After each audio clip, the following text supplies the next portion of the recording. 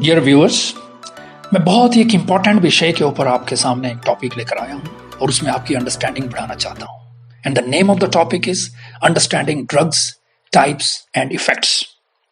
जिन drugs की मैं आज बात कर रहा हूँ वो ड्रग्स हैं एडिक्टिव ड्रग्स। अगर हम बात करें तो addictive drugs are actually very useful medicines. ये बहुत ही यूजफुल मेडिसिन्स होती हैं जो हमें बहुत इंपॉर्टेंट रोल प्ले करती हैं बहुत सारे पेशेंट की पेन को मैनेज करने में, उनके डिप्रेशन को मैनेज करने में, इंसोम्निया को मैनेज करने में, या फिर दूसरे जो डिसऑर्डर्स होते हैं जो हम आगे चल के डिस्कस करेंगे, इन सब प्रॉब्लम्स को ये ड्रग्स जो है मैनेज करती हैं। अगर हम बात करें इनके कंज्यूम की, तो अगर हम इन ड्रग्स को लेते हैं for the purpose other than clinical use, अगर हम इनको इस्तेमाल करते हैं क्लिनिकल यूज के अलावा इस अमाउंट में या उस कंसेंट्रेशन में या इतनी फ्रीक्वेंसी में that impair physical, physiological and psychological function of the body, then it comes in the category of drug abuse. इसका मतलब ये हुआ कि अगर हम इन ड्रग्स को बिना मेडिकल प्रेस्क्रिप्शन के और उसके अमाउंट का ख्याल किए बिना, उसकी कंसंट्रेशन की ख्याल किए बिना, उसकी फ्रीक्वेंसी का ख्याल किए बिना इस्तेमाल करेंगे और जो हमारे फिजिकल, फिजियोलॉजिकल और साइकोलॉजिकल फंक्शन को इंपेयर करती है, तो वो ड्रग अब्यूज की कैटेगरी में आता है।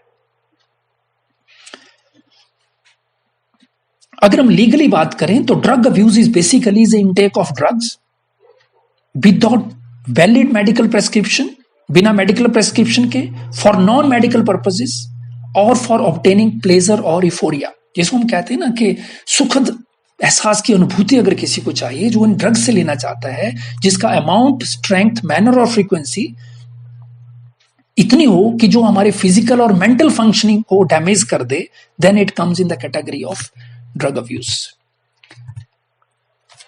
अगर हम इन ड्रग की कैटेगरीज की बात करें तो we have two different category of drugs. पहली कैटेगरीज में आती हैं साइकोट्रोपिक ड्रग्स जो मूड अल्टरिंग होती हैं, और दूसरी कैटेगरीज में आती हैं साइकेडेलिक ड्रग्स जो हेलुसिनोजेनिक्स होती हैं, जो आपके थॉट्स को अल्टर करती हैं।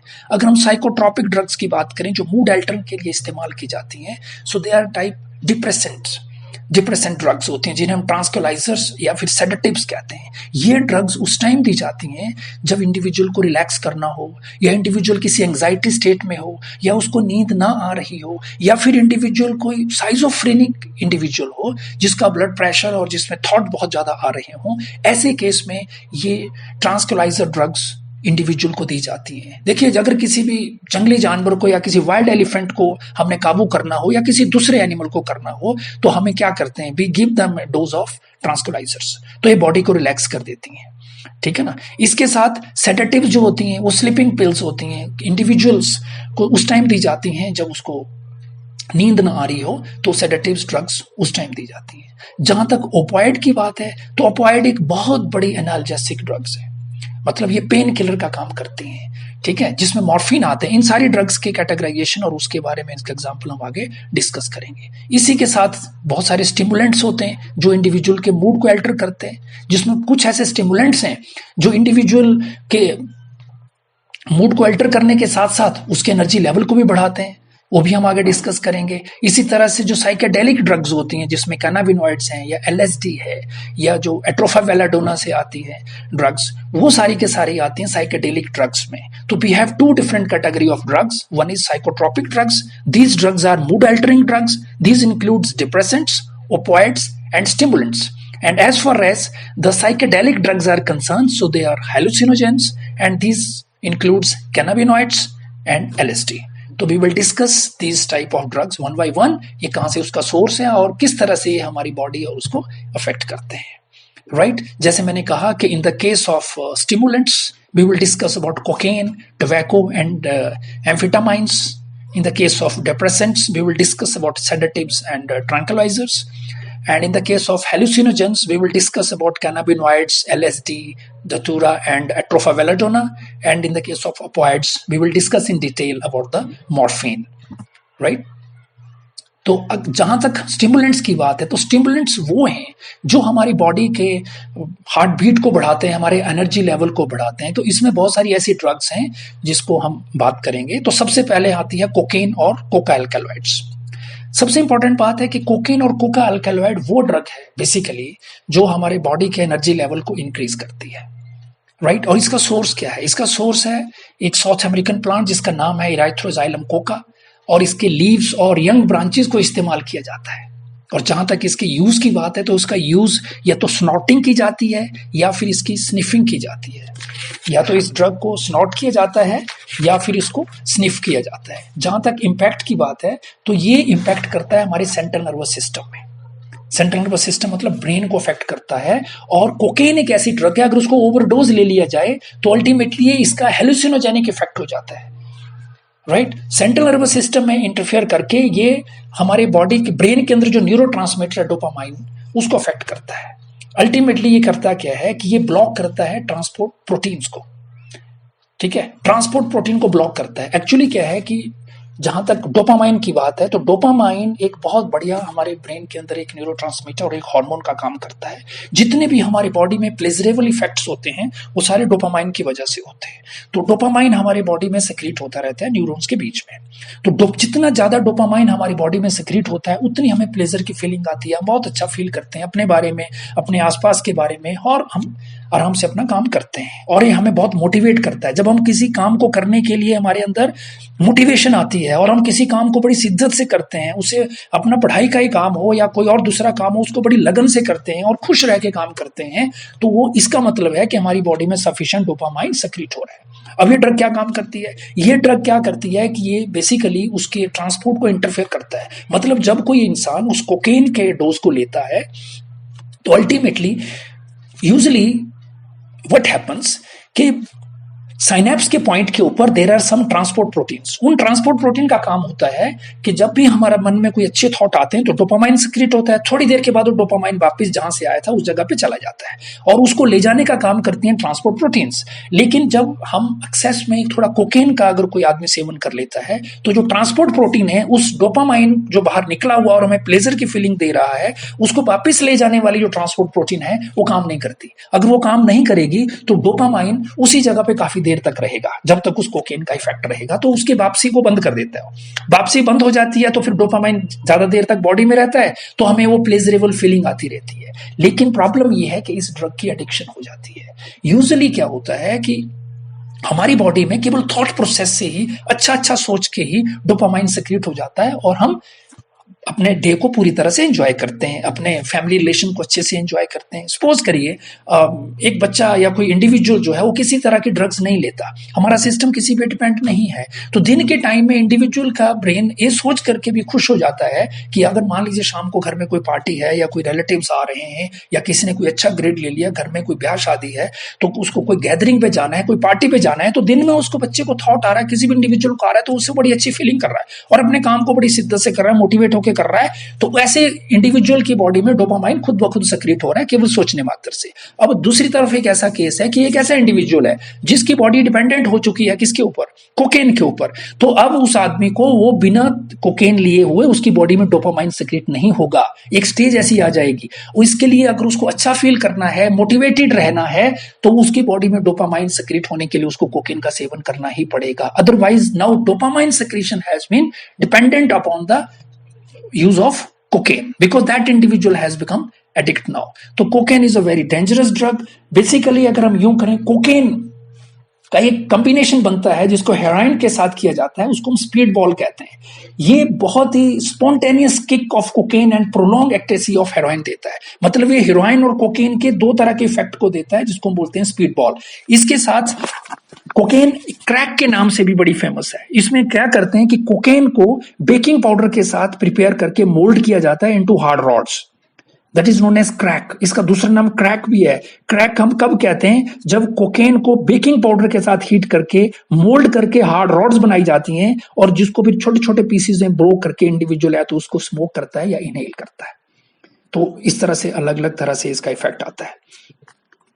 इसी तरह से अगर हम बात करें टोबैको की, तो टोबैको का सोर्स क्या है? टोबैको प्लांट है। अब इसके इंटेक के डिफरेंट तरह के मोड हैं, जैसे इंडिविजुअल या तो स्मोक करता है या च्यू करता है या स्नफ करता है। अब टोबैको करता क्या है? टोबैको हमारी बॉडी का जो एडर्नल ग्लैंड है, adrenal gland is that gland which is present on the kidney. Kidney के ऊपर एक ग्लैंड प्रेजेंट होता है और एडर्नल ग्लैंड से जो सिक्रीट होने वाले हार्मोन्स हैं जैसे adrenaline and nor adrenaline, these hormones are called as emergency hormone. They increase blood pressure. जब एड्रेनालिन और नॉर एड्रेनालिन हमारी बॉडी में सेक्रीट होता है तो ये हमारे ब्लड प्रेशर को बढ़ाता है। ब्लड प्रेशर बढ़ने के साथ साथ ये हमारी हार्ट बीट को भी इंक्रीज करता है। और क्योंकि इंडिविजुअली स्मोकिंग टोबैको, तो इसका नेगेटिव इफेक्ट ये है कि अल्टीमेटली टोबैको स्मोकिंग से कार्बन डाइऑक्साइड कंटेंट बढ़ जाता है। जब कार्बन डाइऑक्साइड कंटेंट बढ़ जाएगा तो हमारे ब्लड के अंदर कार्बोक्सी हीमोग्लोबिन का कंटेंट बढ़ जाएगा, मतलब ब्लड में टॉक्सिसिटी बढ़ेगी और ऑक्सीजन कम हो जाएगी। तो ऐसे इंडिविजुअल में हमेशा ऑक्सीजन की कमी बनी रहेगी। तो मैं बात कर रहा था कि जैसे ही एड्रेनालिन और नॉर एड्रेनालिन सेक्रीट होगा तो ब्लड ग्लूकोज लेवल बढ़ेगा, ब्लड प्रेशर बढ़ेगा, प्यूपिल डायलेट होगा, ठीक है। और ऐसे में इंडिविजुअल में बहुत सारी एनर्जी आएगी उस टाइम, क्योंकि ब्लड ग्लूकोज लेवल भी बढ़ेगा एड्रेनालिन के सेक्रेट होने से। मैंने पहले ही कहा कि एक इमरजेंसी हार्मोन है, और इमरजेंसी हम उस टाइम दिखाते हैं कि जब वाकई कोई इमरजेंसी होती है, क्योंकि बॉडी के पास, देखिए ह्यूमन बॉडी के पास बहुत एनर्जी है। जब हम ये सोच रहे हैं कि मैं पूरी तरह से थक चुका हूं, मेरे पास अब एनर्जी नहीं है, लेकिन अगर हमारी बॉडी में उस टाइम एड्रेनालिन सेक्रेट हो जाए किसी इमरजेंसी सिचुएशन में, तो बहुत सारी एनर्जी आ जाएगी। लेट अस एक एग्जांपल करते हैं। कोई एक बच्चा क्लास में बैठा हुआ है, वो 2-3 दिन के वायरल फीवर के बाद क्लासरूम में आया है और उसका मन क्लास में नहीं लग रहा because he is feeling tired, और उसको लग रहा है कि उसकी बॉडी में एनर्जी नहीं है। लेकिन इमीडिएटली अगर क्लासरूम में ऐसा पता चल जाए कि क्लासरूम के अंदर कहीं से कोई स्नेक कोबरा आ चुका है या हमारा छत जो गिरने वाला है, तो क्या वो बच्चा वही बैठा रहेगा? No, because at that time हमारा सिग्नल जो ब्रेन को जाएगा वो इमरजेंसी सिग्नल होगा। हमें ऐसा लगेगा कि अभी तो मुझे अपनी लाइफ को बचाना है।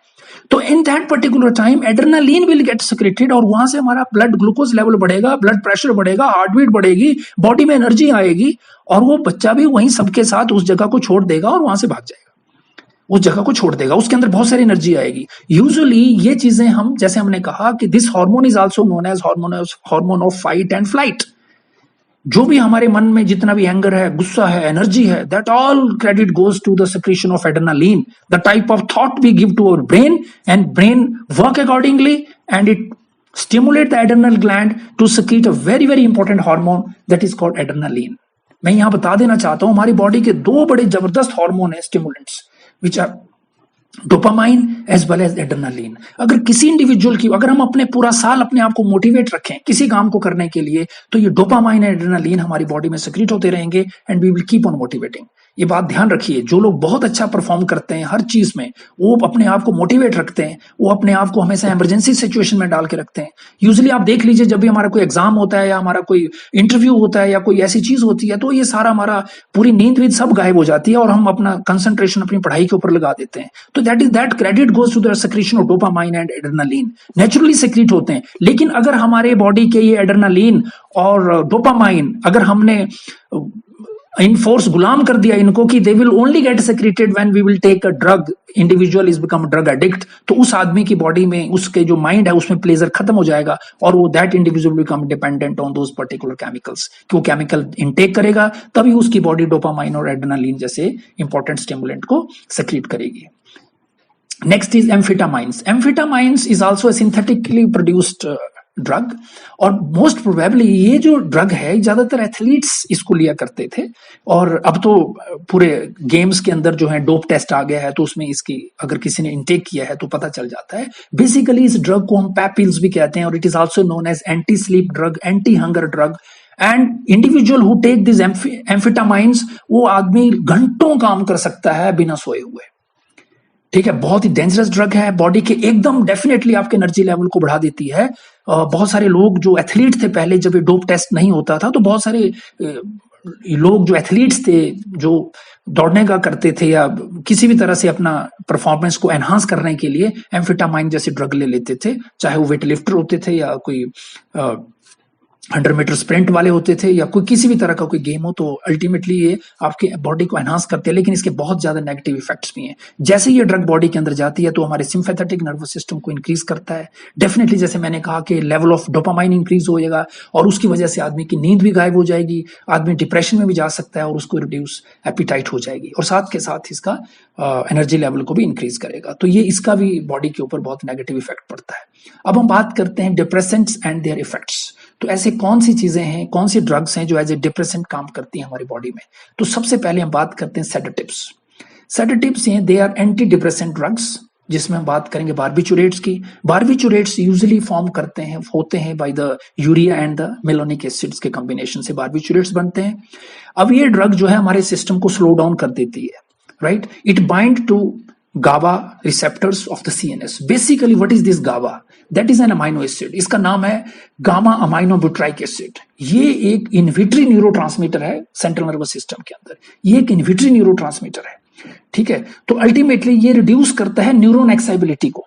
जब अगर गाबा हमारी बॉडी के अंदर प्रोड्यूस हो रहा है तो ये न्यूरॉन एक्साइटेबिलिटी को रिड्यूस करेगा बाय इनहिबिटरी नर्व ट्रांसमिशन, और नर्व ट्रांसमिशन को रोकेगा, ठीक है। इसका रोल बड़ा इंपॉर्टेंट है। ये एंजाइटी को कंट्रोल करने के लिए किया जाता है, यूज होता है गाबा, ठीक है। और स्ट्रेस और फियर में अगर गाबा का अमाउंट इंक्रीज हो जाए in our brain, तो definitely it is used to control high blood pressure, diabetes and insomnia also, ठीक है। तो अगर हम सेडेटिव्स का देखते हैं तो ये गावा जो है सीएनएस के साथ अटैच हो जाता है और ये क्लोराइड चैनल को ओपन कर देता है। जब क्लोराइड चैनल ओपन हो जाते हैं तो ये हमारी जो एक्साइटेबिलिटी है सेल्स की वो रिड्यूस हो जाती है। इसकी वजह से इंडिविजुअल को स्लीप आ जाता है और repeated use of leads two comma और एपिलेप्सी। अगर कोई आदमी इतना ही इसके ऊपर यूज हो जाए, अब्यूज कर ले ड्रग को, तो इंडिविजुअल में गो इनटू कॉमा और उसको एपिलेप्टिक इफेक्ट्स भी हो सकते हैं। Next is tranquillisers. Tranquillisers basically जैसे मैंने पहले भी कहा कि ये वो ड्रग्स होती हैं जो बॉडी को काम और सूद करने के लिए इस्तेमाल की जाती हैं। These drugs do not induce sleeping effects and these drugs increase GABA in the brain.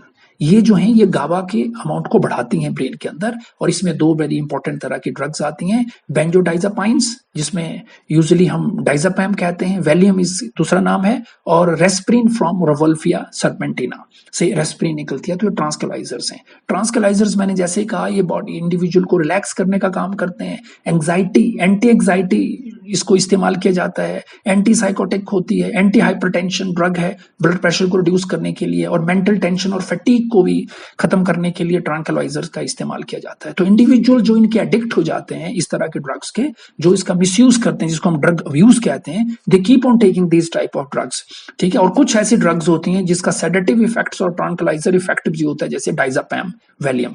डाइजापैम Valium एक ऐसी ड्रग है जो जिससे नींद भी आ जाती है और जो बॉडी को सूद और काम भी कर देती है। तो जैसे मैंने कहा कि ये बॉडी को रिलैक्स करती है, एंग्जाइटी से बचाती है। तो अगर हम इसका कंट्रोल इस्तेमाल करें तब तो हमारे लिए ये जो एडिक्टिव ड्रग्स हैं बहुत ज्यादा हेल्पफुल हैं। और अगर हम इसका इनडिस्क्रिमिनेटली इस्तेमाल करें तो that comes in the category of drug abuse, और उससे इंडिविजुअल को कोई फायदा नहीं होता। नेक्स्ट कैटेगरी है हेलुसिनोजेंस। हेलुसिनोजेंस वो ड्रग्स होती हैं जो इंडिविजुअल के थॉट को अल्टर करती हैं। These drugs alter the thoughts of the individuals, जिन्हें हम कहते हैं कैनाबिनॉइड्स, और इसका सोर्स है कैनाबिस सैटिवा, जिसको हम कहते हैं भांग का पौधा। इसके कई तरह के डेरिवेटिव्स हैं जो यहाँ से निकलते हैं। भांग होती है जो फ्रेश लीव्स को इस्तेमाल करते हैं, जो फ्रेश पत्तों को इस्तेमाल करके किसी भी वे में उनको वो खा करके या उसको स्मोक करके या उसको कोई किसी तरह से कोई डिश बना करके उसको खाते हैं, दैट इज कॉल्ड भांग। गांजा is nothing but it is a female inflorescence. गांजा जो है वो फीमेल इन्फ्लोरेसेंस। अगर हम फीमेल इन्फ्लोरेसेंस को इस्तेमाल करते हैं तो इसका मतलब कि that is a name, this is called as ganja. And third one is the charas और हशीश। चर्स और hashish basically is a resin extract. जो रेजिन इसमें होता है उसके थ्रू जो इसका नशा किया जाता है या इसको कंज्यूम किया जाता है, दैट इज कॉल्ड चर्स और हशीश। इसी की तरह से मैरिजुआना है, these are dried unfertilised female flowers, inflorescence basically, और ड्राइड लीव्स। जो मैरिजुआना है ये बहुत, इसमें जो अल्कलॉइड कंपाउंड होता है, बहुत एक्टिव इंग्रेडिएंट्स हैं इसमें, जिसको हम कहते हैं डेल्टा 9 टेट्रा हाइड्रोकैनाबिनॉल एक्सट्रैक्ट किया जाता है, और ये बहुत पावरफुल है। इसको मैरिजुआना कहते हैं। इसके जो अनफर्टिलाइज्ड फीमेल इन्फ्लोरेसेंस है उनको सुखाया जाता है और सूखे पत्तों के साथ भी मिक्स करके इसमें से जो इसका एक्सट्रैक्ट है वो निकाला जाता है, and that extract is delta 9 tetra hydrocannabinol. Very very effective drug. Impact जो इसका रहता है, और रिसेप्टर डेफिनेटली इसके रिसेप्टर जो है वो ब्रेन्स में ही होते हैं, और एक कार्डियोवैस्कुलर सिस्टम ऑफ बॉडी को अफेक्ट करता है, और ओवर कंज्यूम करने से इंडिविजुअल की इसमें डेथ भी हो जाती है। इसके बाद हम बात करते हैं लाइसर्जिक एसिड डाइइथाइलामाइड। इसका सोर्स है फंगस क्लेविसेप्स पुरपुरा, जो पैरासाइट होता है व्हीट और राई के ऊपर। तो इर्गोट ऑफ राई जिसको हम कहते हैं, ठीक है, वहां से इसको एक्सट्रैक्ट किया जाता है। An extract of fruiting body of fungus, जैसे मैंने ऑलरेडी बताया कि क्लेविसेप्स पुरपुरा से इसको एक्सट्रैक्ट करते हैं।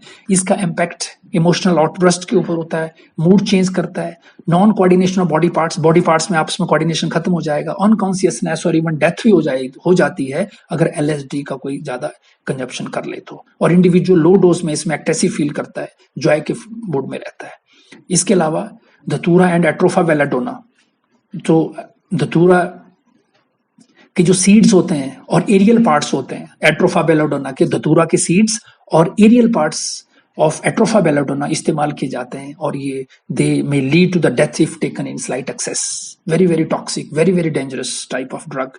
अगर अनकंट्रोल ली जाए, मोर ज्यादा फ्रीक्वेंसी से ली जाए, कंसंट्रेशन का कोई पता ना हो, तो अल्टीमेटली ये अच्छा करने के बजाय बहुत बुरा कर देती है और इंडिविजुअल की डेथ भी हो सकती है इसमें। नेक्स्ट हम बात करते हैं opioids and their effects. Opioids का जैसे मैंने पहले ही कहा था कि opioids are highly analgesic, they are the pain killer, और इसका सोर्स जो है that is the latex of poppy plant.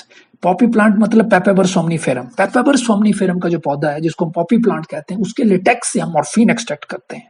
ठीक है, इसका जो सबसे मेन बेसिक कंपाउंड है वो मॉर्फिन ही है, और इसको जैसे मैंने कहा कि एनाल्जेसिक है, पेन किलर है, बॉडी को डिप्रेस करती है, सेडेटिव्स की तरह भी इसका काम हो सकता है, और इट इज अ इफोरियंट। इफोरियंट का मतलब वही है कि सुखद एहसास करवाती है इंडिविजुअल को जो इसको कंज्यूम करते हैं।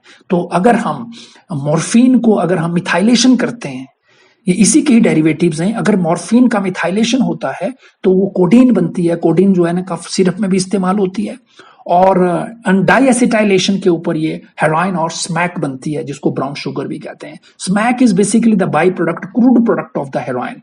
ठीक है, और that is also known as a brown sugar. इसके इम्पैक्ट की अगर हम बात करें तो इसके इम्पैक्ट दो जगह हैं। इसके जो रिसेप्टर्स हैं they are present at the two places, at the central nervous system and second at the gastrointestinal tract. हमारे गैस्ट्रोइंटेस्टिनल ट्रैक और सेंट्रल नर्वस सिस्टम में मॉर्फिन के रिसेप्टर्स हैं। बेसिकली ये प्रोडक्ट एक है मॉर्फिन, उसके डेरिवेटिव्स आ गए हैं। On methylation it give codeine, codeine is used in the cough syrup, and diacetylation के ऊपर ये हेरोइन और स्मैक बनता है।